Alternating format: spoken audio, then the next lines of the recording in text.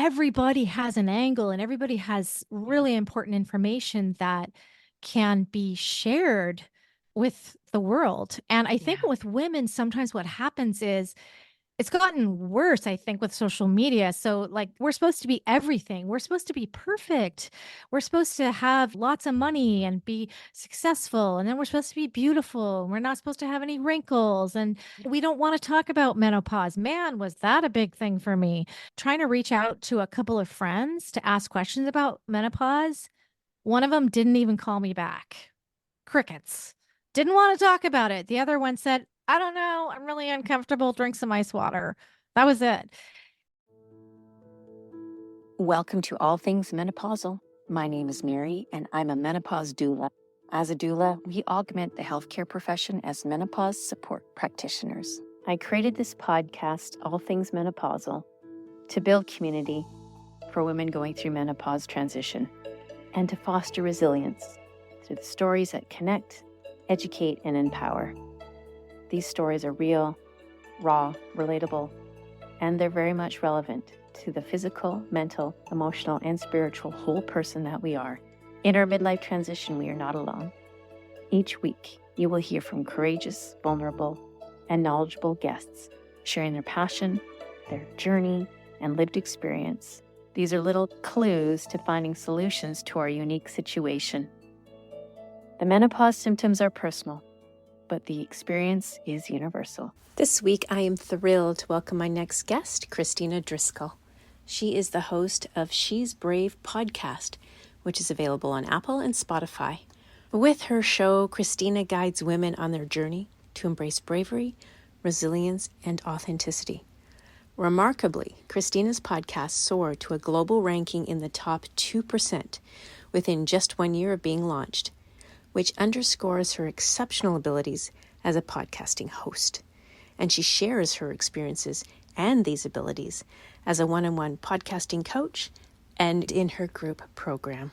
In this episode, we talk about the chaos of the menopause years and the chaos in life in general, but how we dig deep and we keep sharing our stories to find a sense of community and a sense of purpose.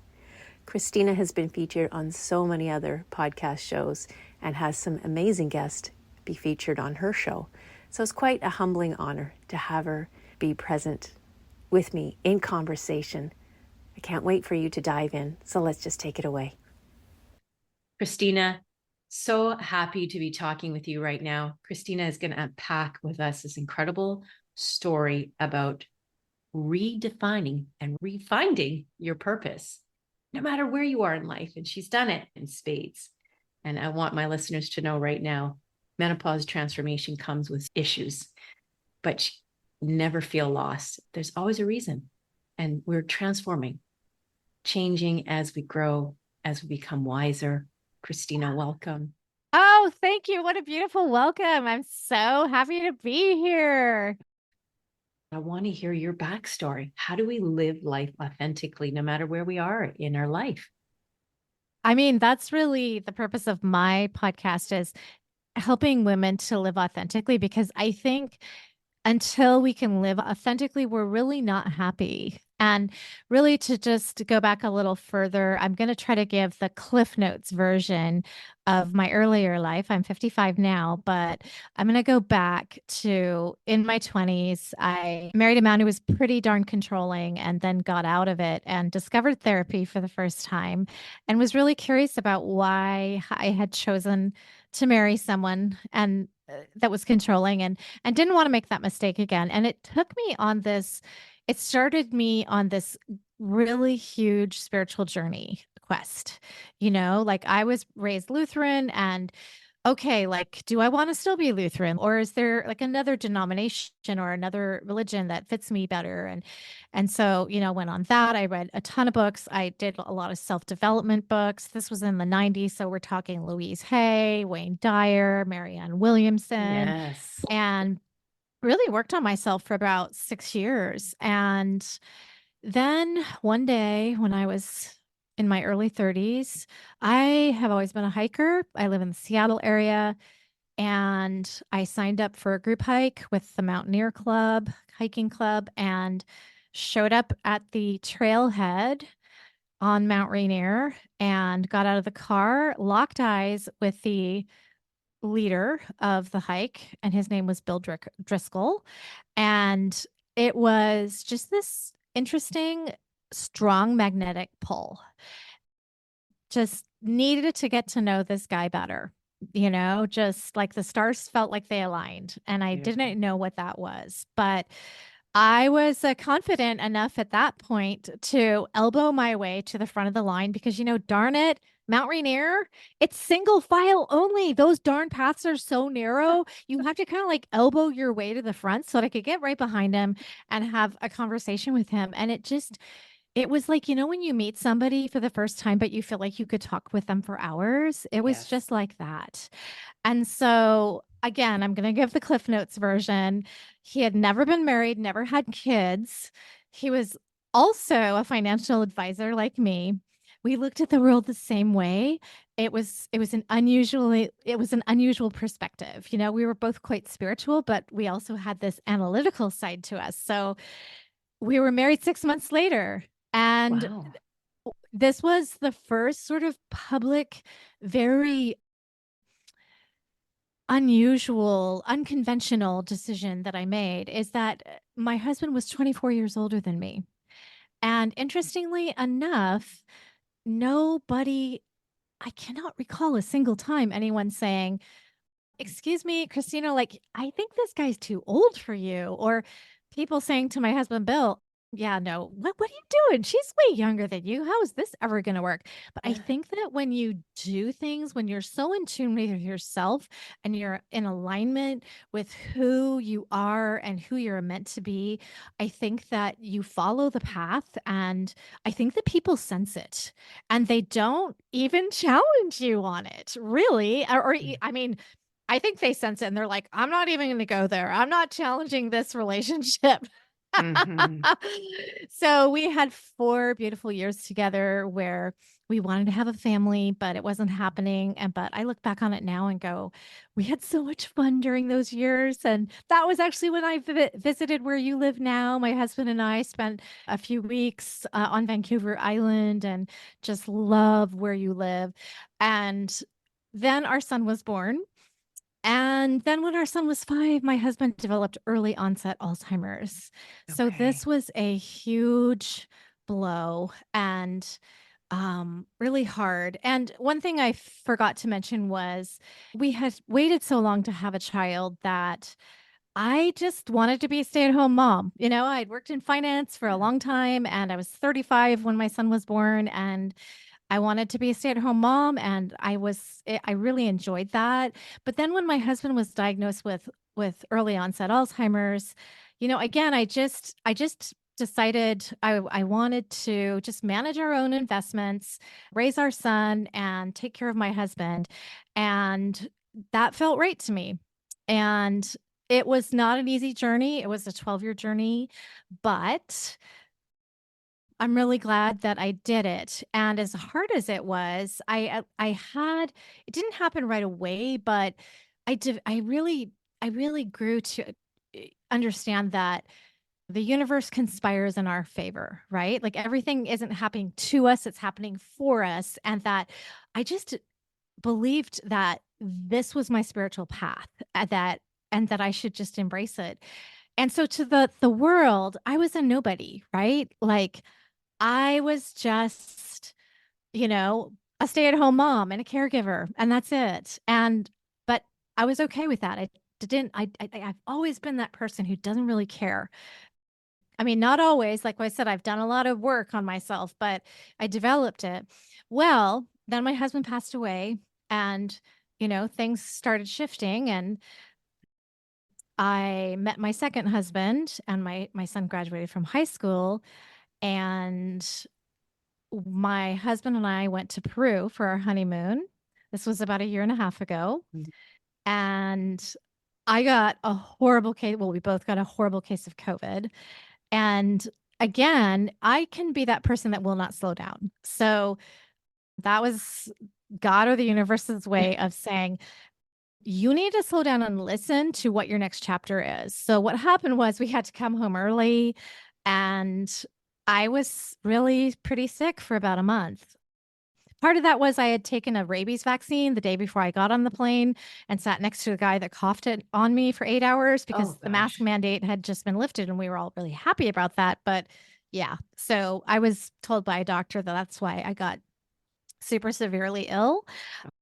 But anyway, I was I was forced to slow down and I felt very uncomfortable.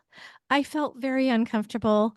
And you know when you have that feeling that kind of restless, unsettled feeling and you're just like, why am I feeling this way? The Mm-hmm. reason why you have that feeling is that you are meant for more.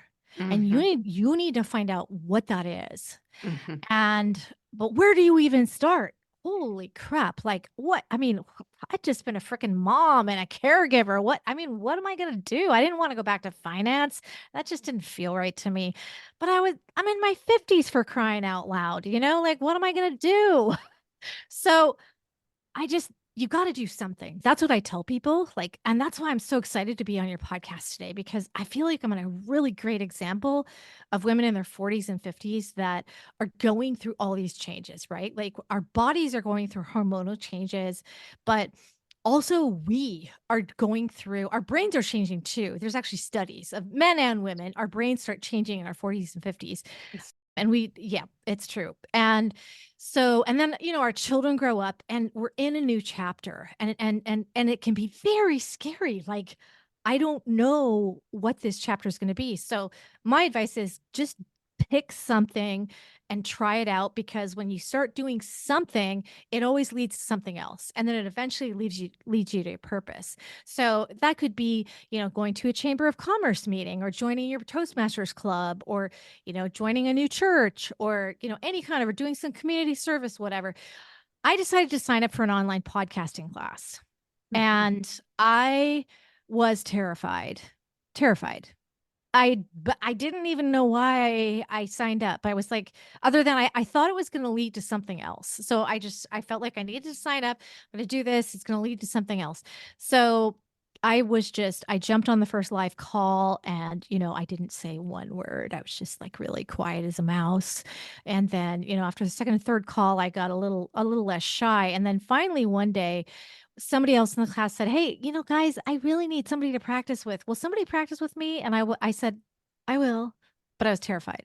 But we jumped on a Zoom call and just like fooled around, like just practiced. And then we hit record and then we stopped. And I realized, oh my gosh, like I had built this thing up into this gigantic wall of interviews are so hard and this hitting record is so hard and you know doing Zoom interviews is so hard and it was so easy, like it was so fun. And so then I just started reaching out to everybody in the class. Come on guys, let's practice interviewing, just because they were all chicken, right? Like a lot, well, not all of them, but a lot of them were scared just like I was.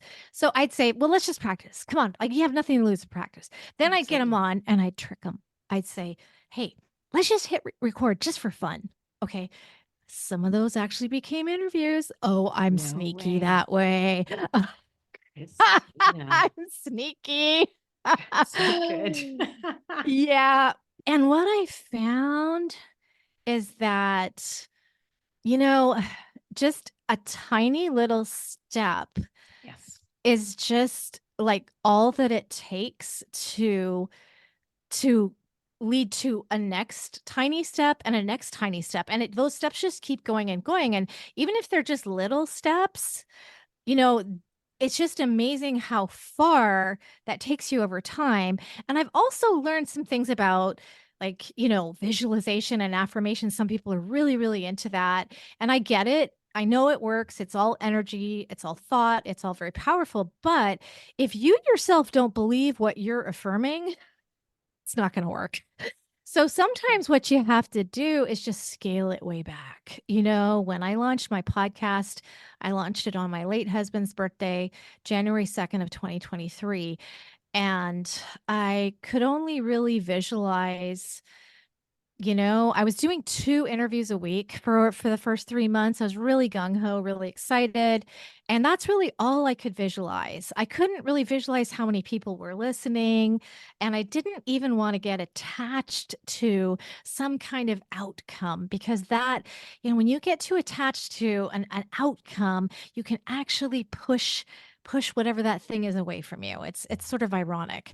And I learned to kind of take care of myself. So what that looked like for me was never looking at my statistics. Zero. Like I had zero idea how many people were listening and then faking it till I made it. Like literally in November, December before I even launched, I was interviewing people and I'd say, "And for all my listeners out there," Of course.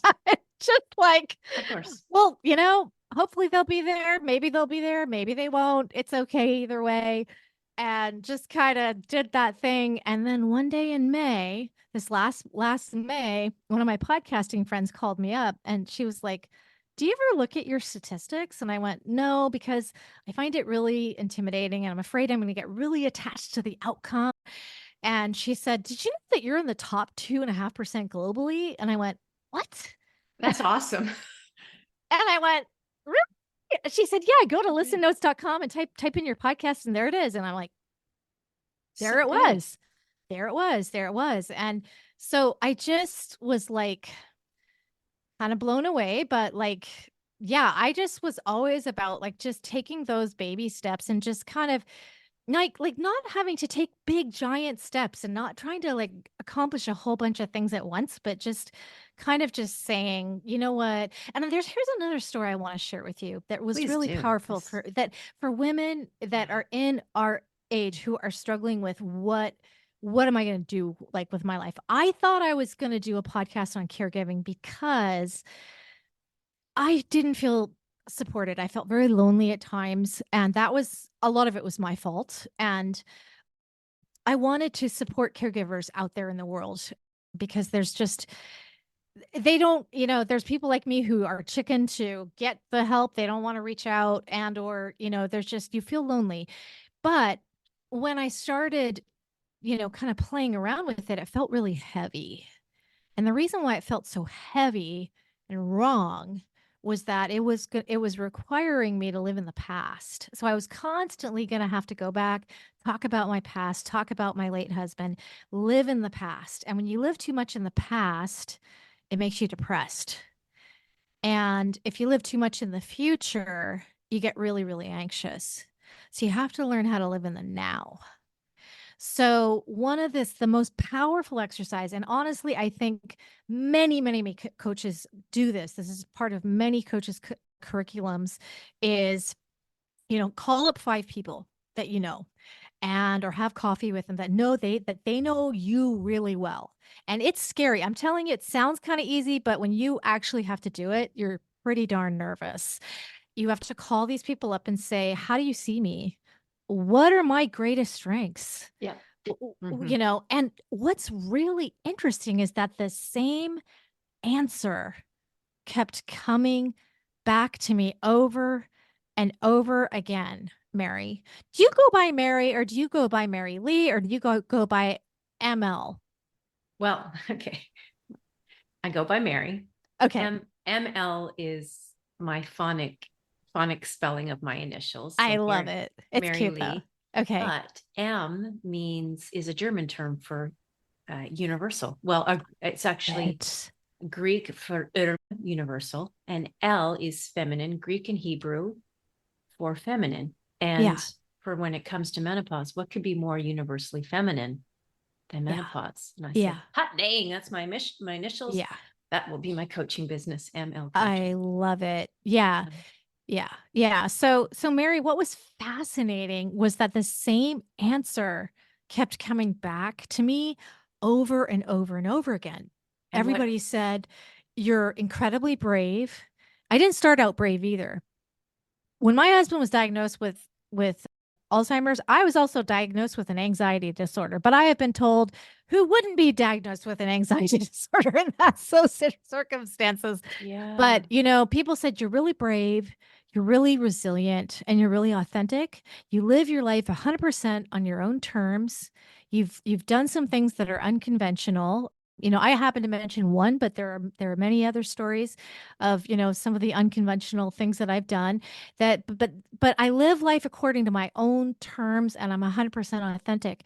And that was the answer that came back. And Beautiful. what I realized was that I wanted to get brave women's voices out in the world. I Beautiful. wanted them to tell their stories of how they overcame something, and how they, what happened in their life so that women listening out there could say, well, if she can do it with an anxiety, and in my case, with an anxiety disorder, if she can do it, I can do it too. I can do it too. I Beautiful. can do it too, And so this is, and it's just everybody has a unique, beautiful story that is, and I cannot wait to hear yours, and have you on my podcast Oh, because thank you.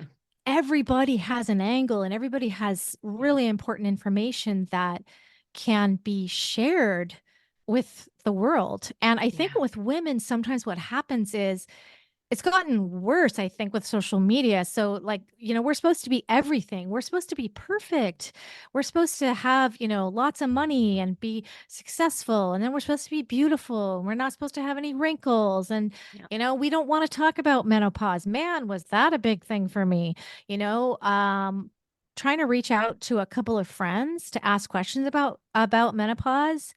One of them didn't even call me back. Crickets. Didn't want to talk about it. The other one said, I don't know. I'm really uncomfortable. Drink some ice water. That was it. And I just, I really want to be, and I am the living example of you can reinvent yourself at any age. You can do And it. and here we have evidence of that right here with you, Kristina. You know what I would say if I was one of those five that you reached out to and said, okay, Mary, how do you see me? I'd say you have depth. And what I mean by that is lived experience, so much so that you are sharing it and you're showing up authentically as that was identified. And it is in those little gems, those snippets of our backstory that people make connection. And when Yep. they make that connection, and we've learned this in our podcasting group, and we'll get to that, is that I'm showing up to listen to you or do your course or following your coaching program, whatever it is that we have to offer. People show up.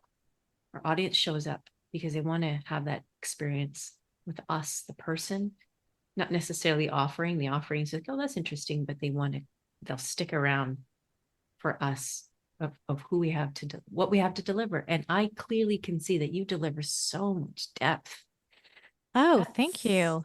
Oh, that was Yeah. heavy, but you endured and you carried on. And what a beautiful gift you're giving to the rest of the world. And if you can connect with one person in your listening audience, you've connected with the world. And then that moment when you have somebody reach out to you who says, this particular episode literally changed my life. And to be honest, it was a good episode. Did I think it was my best? No.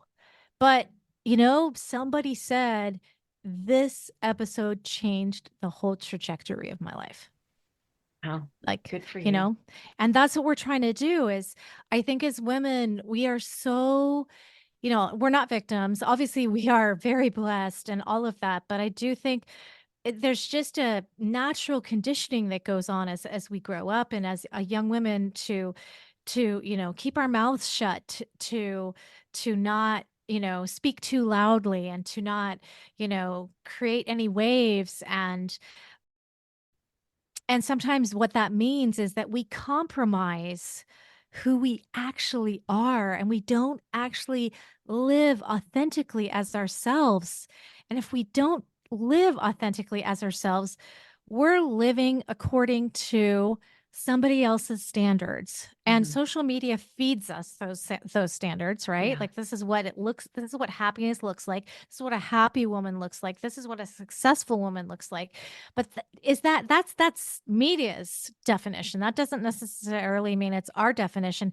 And the other thing that I feel so incredibly passionate about is if you are making all your decisions based on what the neighbors think, I always like to say the neighbors, like the Joneses next door, like what are the Joneses going to think if Yeah. I do this, if I marry a man 24 years older? What are they going to think? Well, I better not do it because they're not going to prove that. The problem with that is that you are literally a prisoner. Yes. You're in freaking prison. Yep. Yep. And who's holding you prison is that fear-based mind that lives in the past. Yep. Fear can only live in the past, or it lives in the future based on an imagination of our brain that it continues to relive the same thought pattern. This Yeah. happened, and therefore this will happen, and therefore I will not do that, because the brain's job is to protect us, right? So Yeah. it's like fear, Yeah. fear, fear, fear, fear, don't do this. Yeah. And it's taking that bold step. It's so apropos then, to be bold, to be brave, and just grab the bull by the horns. And I believe that menopause, as I've come to understand more and more by interviewing women like yourself, doing my own research, is that menopause is that pivotal point where it says, you have not been living authentically. And the hormones have been protecting you, so to speak. But when those hormones shift, that veil lifts, and all of a sudden you have to break free. And you have two choices, really: stand still and be dumbfounded and not know where to go, where to turn, what to do, or say, this is my time. This is my time to stand in my power, to speak my truth. And I think that from a physiological point of view, that's very healthy, because it's Yeah. allowing us to release something that's stuck.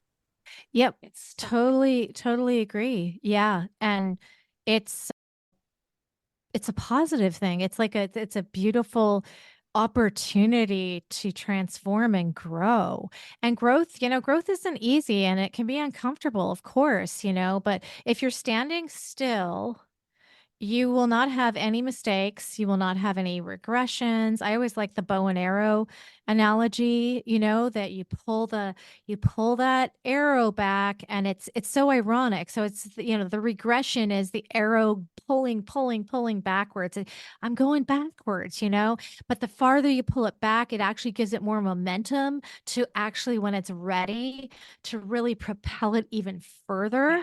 And, you know, if you're standing still, you don't have regression. So when you have that regression, when you have those mistakes, when you have those times where you're just like, I feel like I'm going backwards, that's good because you're actually moving. You're moving and it's just actually propelling you to even go further. Like it's just giving you the regression is just all part of it. I've had it throughout my journey too. So, the regression during different times of podcasting and then having to just know that this is my purpose. It's okay if I go backwards or if I take a break, if I need it, if things aren't perfect. I was going through some challenges with my teenage son last May for a couple of months. And I literally, all I did was just produce, just do one episode a week.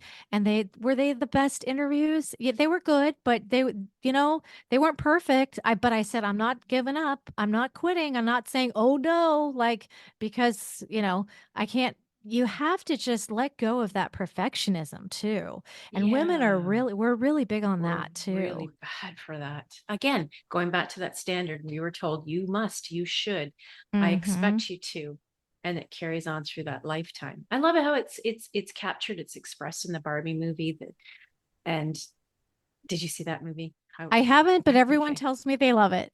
I wasn't going to watch it because, of course, in my head, I'm drumming up this visions of watching the Barbie movies with my daughter, and she's a little kid. And I just, oh my gosh, I can't go there, little princesses. But no, it's an entirely different message.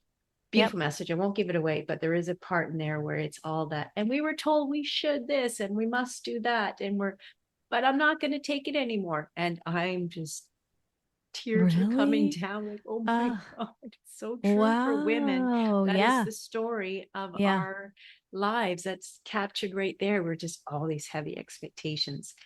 Oh And yeah. when we start to shift and change and we look in the mirror and we look different, we're not that bright young girl anymore. And then we start comparing ourselves not to the other people we see around us, but who we were before years ago. And it's such a disservice to our well-being. And that's not. Ayurveda says it's the age of wisdom, menopause. And so, like I say in my trailer, let's get wise as women and break down that paradigm shift. Let's start talking. Let's start connecting. Let's start sharing our stories. Yeah. And the other thing I really want to say is, you know, I just think it's so important as women. Like, podcasting is, they say, probably the most collaborative industry you can be in.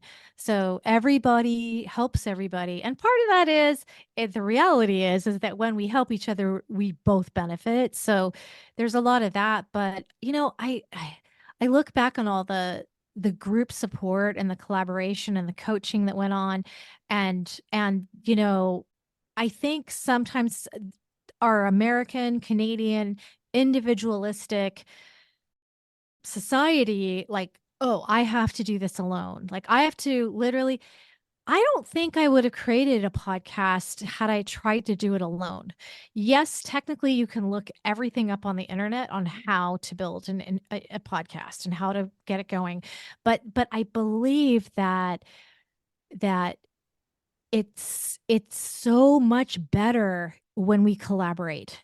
Whether, and that can look in a lot of different ways. That can be in groups, it can be coaching, having a coach. I just interviewed someone recently who said, look, I would not be where I'm at today without the coaching, that I got, and so we have to collaborate and help each other. And yet in society, it's a reminder I like to give us that, I have it in me too. Like, let's be super independent and do this on our own. And now I'm going the exact opposite direction. I'm like, I'm going to open myself up. I'm going to be vulnerable. I'm going to be emotional. I'm going to be real. I'm going to tell you who I am. And I am going to ask for help when I need it. I'm going to give help freely. This is not a competition. We are all unique individuals in podcasting.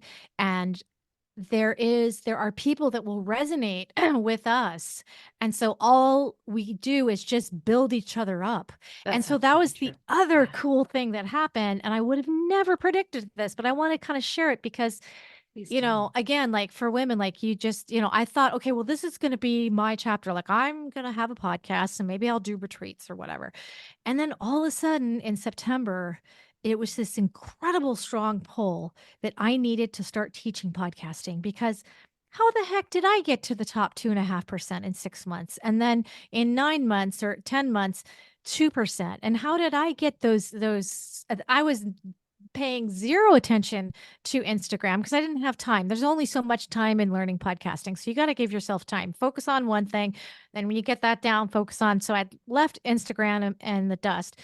But, in the last 2 months, I went from 400 followers to almost to 4,000. So a tenfold, because I, put more in that. I started doing a few reels and then I went on vacation. So then it stopped, but I got to get back to that. But anyway, I decided I have to teach a course on how to get to the top 2.5% in 6 months, because there's things that I learned. And a lot of it was just, I developed my courage as a muscle, and all those baby little ridiculous little steps that I took. Hey, you want to practice, or, this or that, the baby little steps all added up. The courage muscle grew. And then now, and even reaching out to bigger names, like at first that gets that's scary. And and when they say no, it hurts. Right.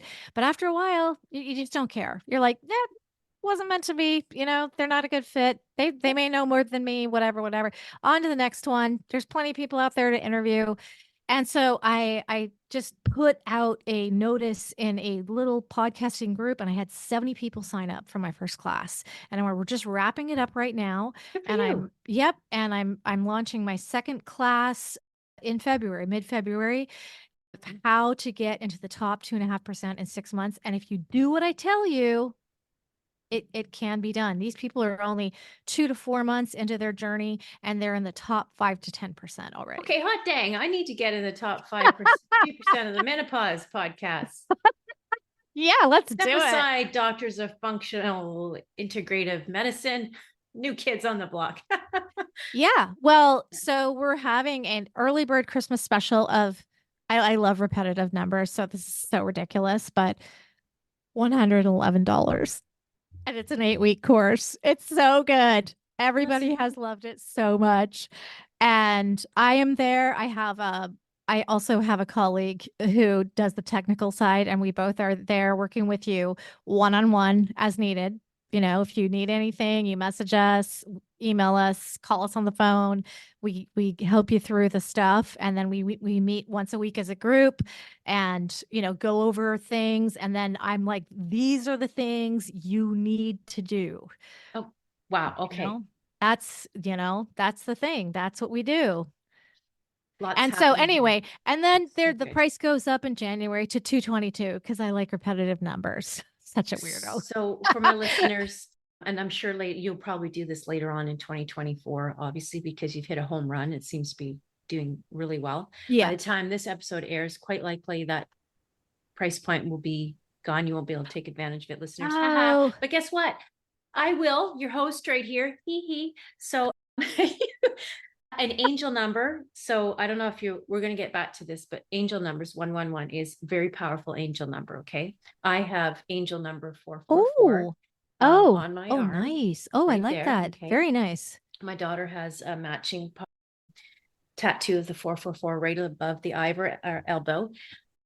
But so by the time this episode airs, mark my words, listeners, I'm going to be way up there because this brave podcast host has shown me how to do that. So yeah. I love yeah. it. Yeah. I want to be up there, and it's not about the statistics. Okay. Yes, it is. I watch my The numbers. thing is that and the reason why it's 2.5% is, what for one, that's what I was able to achieve. So I'm like, hey, if you do these things that exactly the way I did them, it should work for you. Mhm. And then, once you're in the top 2.5%, what happens is it basically opens the doors, the floodgates open.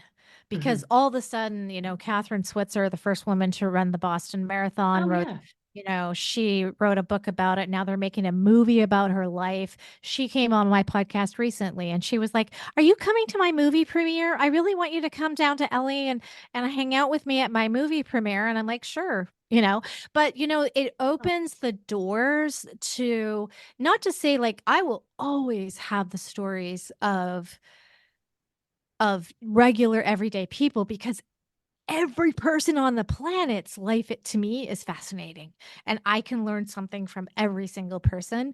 But to be able to open the doors to some of these bigger names, and then they're like passing you on to somebody else and somebody else, and then it just kind of like it's a momentum shift, once you get to that level. Yeah. And as we learned in our podcasting, you're claiming your voice of authority you're carving out that voice of authority with your a podcast. voice of authority. Yes, true. And people will start to identify because my background is public relations, and it absolutely 100% the most intimate form of public relations is in your podcast. Just because people tune into you at any times, driving to work, coming home from work, making supper, going to the bathroom. I mean, wherever it is, wherever they can stick the earbuds in and just listen to something, and we're captivated. And of course, we mentioned this briefly, but there's a science behind it with the brain. What fires when we hear those stories that resonate, they're real, they're raw, relatable to a situation that we're in. We can learn, we can grow, we can share. And that is for me, what I feel is my why, is to create deep, meaningful connection with others so that they can find comfort and they can find answers in their suffering. My purpose is going to shift. We both talked about that. Yep. Our purpose shifts with age, with time, with experience. It does. Our why, like Simon Sinek says, stays as our foundation. Mm-hmm. Purpose shifts for me. When this is my second podcast, my first one was a little bit less structured. I was literally listening to audiobook of Mel Robbins' 5-second rule, 5, 4, 3, 2, 1, because after 5 seconds, the brain's talked you out of it. And it was January 2021. Actually, it was over Christmas. And I'm listening to podcasts like the big names, Mel Robbins, Brene Brown. I'm like, they can do it. I could do it too.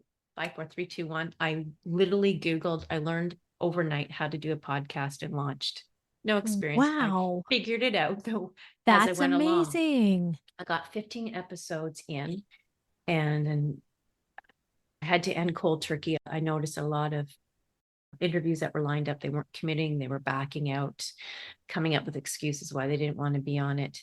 The story was around entrepreneurial spirit in COVID, and I called it Unfacts because there'd never been a time like that. And I was asking them questions, like unfrequently asked questions, because it's all about how did you pivot, shift I during love COVID. that.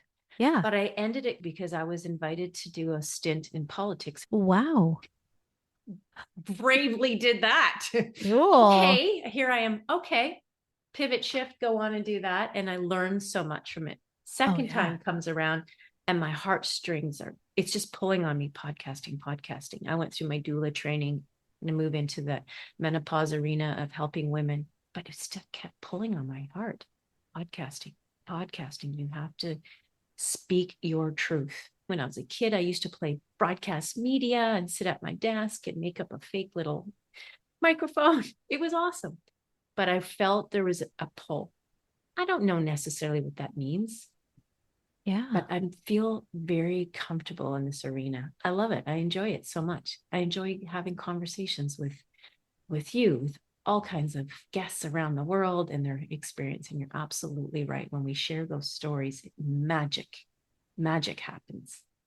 The world has become so automated and robotic. So like you try to call to get help on the phone and you get a Yeah. robot and all of that. And so the one of the things why I think podcasting is still like it's just growing rapidly and it's going to continue to grow so powerfully and rapidly is that we're craving more intimate, real, authentic connection. We don't want a news broadcast. We don't want to turn, and just hear a robot, like somebody spilling out information. We want real conversations.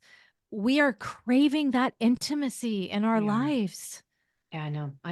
Do you feel so uplifted after you've finished Yeah. an interview? And you Every time.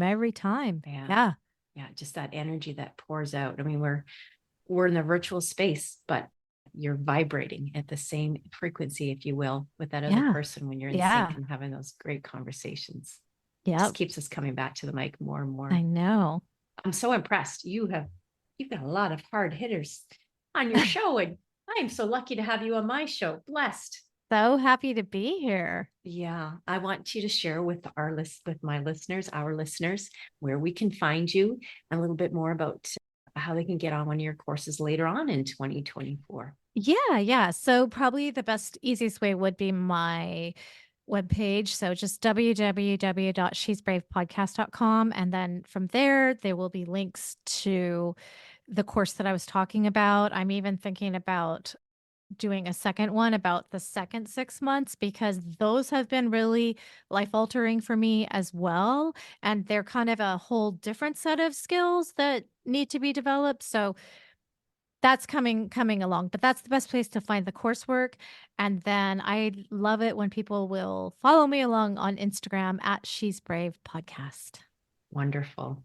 I would love to bring you back too, talking about Cool. bringing guests back on a frequent basis. Yeah, anytime is- because I really glossed over a lot of stuff and I could really dig into, how did I overcome the anxiety and learn to live more in the present throughout my husband's journey. There's a lot around that. So many women, we're at that age where we're taking care of loved ones, Mhm. be it our children, our spouse, and certainly many of us are going through the perimenopause phase. I had been in that, or my early perimenopause, as my mother's caregiver, and it was challenging on me on a very emotional. I didn't have the tools that I have today. Oh, yeah. Maybe that's another reason why I feel this calling to work in this space. Yes. But Oh, yeah. there's so many women out there, listeners. If you're in that part of struggling, know that you're not alone. It's personal to you, but what you're going through is universal. But the conversations are out there, they're happening. We're breaking down those barriers. We're connecting as women. We were always meant to be, right from our ancestries when they connected in communities as women. Let's lean in. Let's be wise. Let's be brave. Let's share. One question I always like to ask my guests before we close off the interview: because I always think it says something really profound. What is your favorite book, or what are you reading now? What's sitting on your bedside table? Oh gosh. I usually have about 5 books going at once. So true. Mel Robbins just recommended a book called 100 Essays, and I ordered it. So I'm waiting for that one to come. I have a lot of favorites. My brother had given me The Power of Now, and it didn't make any sense to me. But then I did Oprah's book club Yeah. where it was groundbreaking, about 15 years ago, where she jumped on live with Eckhart for his new book which was called A New Earth, and you would read one chapter a week, and then they would discuss it, and you could literally ask questions about that chapter live. And by the time I got through that book, I understood him. Okay. So he's probably one of my favorites, but it's a hard. I would say go to YouTube because I believe you can just watch it for free now. You can Probably just can Google now. it on Oprah Book Club and just watch that and do the whole thing. It's super super powerful. Yeah, You one of know. the most powerful leading visionaries and orators and writers of our time. Yeah. He's pretty profound, but I'm going to share that in the show notes. I see a book in Ah, you as well. actually, yeah. I've connected with an editor, and she's already given me. She already named the title of my book. It's called Unconventional. Oh, So whenever I'm ready to write it, we're we're gonna do it. But I'm like so busy in this podcasting world, and then now loving the teaching of the classes and interacting with students, and it's where I want to be right now. So yeah, someday. I can see that. You're just Yeah. radiating. Yeah. Oh, wow. I have enjoyed our time together so much. So blessed. Once again, thank you for being a part of my podcast and sharing your story, being vulnerable with me, with the listeners. We can really lean into your experience and what you have to share. So I Thanks so will much put for having me on your show, Mary. You're most welcome. Here are my big takeaways from today's episode. Number one, I said this last week in the previous episode, and I'll say it again. You're never too old, to this or to that, to start something new. You heard it. Kristina shared her personal journey through her husband's early onset Alzheimer's, and after being at home as her son and husband's caregiver, she felt she had nothing really extraordinary to offer, but went to work, redefined who she was, and bravely leaned in on her experience to start a podcast that grew quite quickly and yet quite authentically to be a very successful podcast today. Number two, talking about menopause is difficult, even among friends, as Kristina shared. Many feel like their bodies have betrayed them, and being vulnerable to share with others these issues sometimes can seem like, well, that you're less than, weak, or no one will understand. And on the flip side, many react in denial, either out of fear or because it's so foreign to them.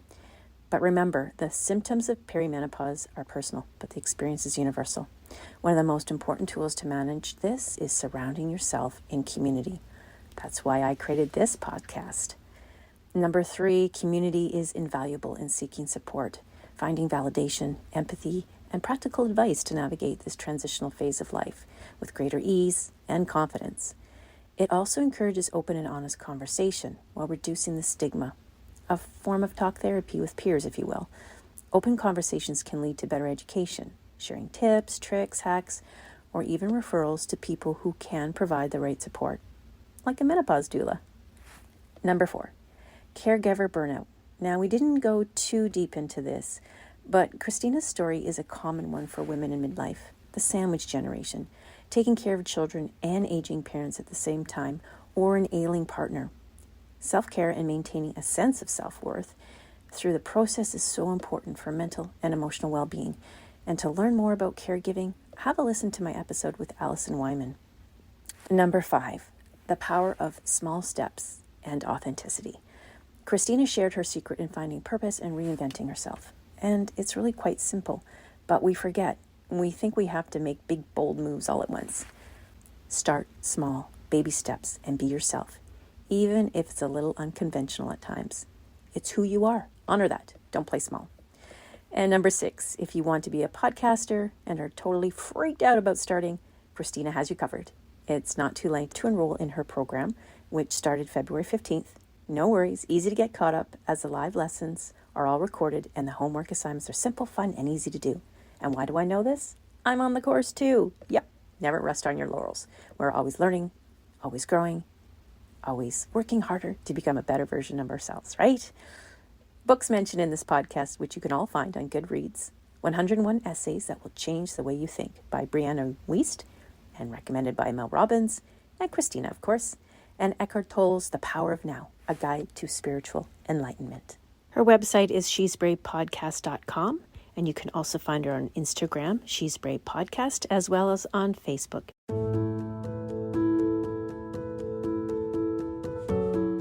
Do you need support through your menopause transition? A menopause doula can help. You can find me at mlcoaching.com. And help me help you by filling out a simple survey, which is linked in the show notes.